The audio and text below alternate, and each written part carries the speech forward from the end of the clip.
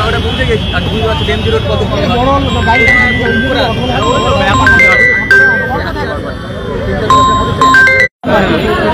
সামনে তো ভালো করে ধরো ঠিক আছে পিছোতে হবে আরো পিছোতে হবে